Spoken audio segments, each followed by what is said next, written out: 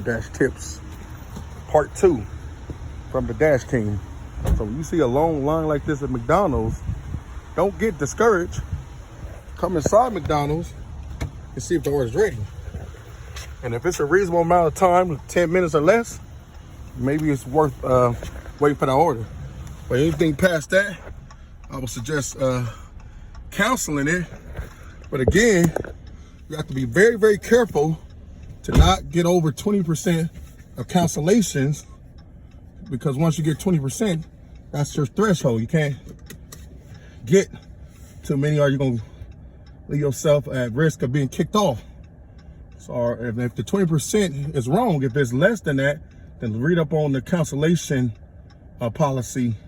But it never applies to me, whether I'm doing Uber, Lyft, Instacart. I never get close enough for it really to apply to me, so I don't pay that much attention to it. So that's another tip right there. And let me think if I could think of anything else before I let you guys go. Okay, so I got an order here. I actually went in there, the order was actually ready, by the way. So this order is 5 minutes away. And another thing I like to do, like it's 5 minutes right there, I like to go to my other phone. Well, this actually, of course, I'm on the other phone. And I used to tell these folks, and I'm gonna text them right now, your order is en route, 1109 ETA. That kind of helps them be ready sometimes. Even though it don't matter, even though the app is gonna do it for you, but that's just extra information to help you get ready, just in case. Just in case. And again, you keep the phone dedicated, the extra phone dedicated to Doordash app, so that other orders can come in while you're on one order. And they'll add to it, like before I leave this McDonald's, sometimes I might get an extra order, you know? So, and also it might be advertised to me to deliver the first order and then come back and get the second order, just in case if I did get a second order, especially because it's only 4 or 5 minutes away. And then once you get to that address and that customer's not ready, you will text them, let them know that you arrived. Sometimes you got to call some of the customers.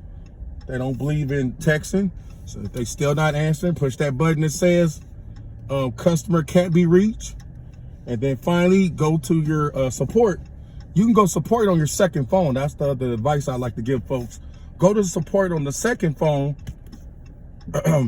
adjacent to this phone, because this phone is for the GPS. So you don't have no business touching that phone anyway. But the other phone's a free phone. You know, you can push that one for support if you have, if need be, and you can be complaining if you need to complain while the other one's GPSing and so forth. Or if you was on a second order, you know, if you was on one order and the customer was rude for whatever reason and you want to start making complaints, you can start preparing that complaint on your second phone that's not the phone that you're GPSing with. So that's why it's always good to keep an extra phone for these situations. Another thing you can do, just in case like if you don't want to pay an extra bill, this is what you do. Make sure you have mobile Wi-Fi, or whatever they call it, personal mobile hotspot or something like that. And you ask them to have that on. It costs like normally an extra $5, I believe, with Verizon it probably is free. It's probably free. But T-Mobile, I believe, charges $5, and most companies may charge about $5, but it's worth it. It's worth it, and it's gonna run off the GPS or the data you already have. I mean, it's gonna run off of that data, and it could cost you any money for going over that data, because it's already in the plan. So it's gonna already be free, no extra money except for that $5 they charge you. They charge you even $10 is worth it. Pay it. You want to have that access to that extra phone. Or if you don't have an extra phone, if you have like a tablet, use the tablet as your extra phone. Have it hooked up in your vehicle. Get you a little holster. I get a holster through a company called Shosh, and it's probably spelled SOSHEC, something like that. If you was to type that in your maybe Amazon, you'll find it. you'll find it. The best holsters on the market. Magnet holsters, that's what I'm looking at. That's what we're looking at right now. It's this holster like that. Turn left. Holster like that with that little sign, that little trademark. Maybe if I could turn the other phone around real quick. You can make out that word. That's the word right there. Okay, keep yourself entertained. I got 3 phones. 2 phones to work with, and the 3rd phone for my entertainment.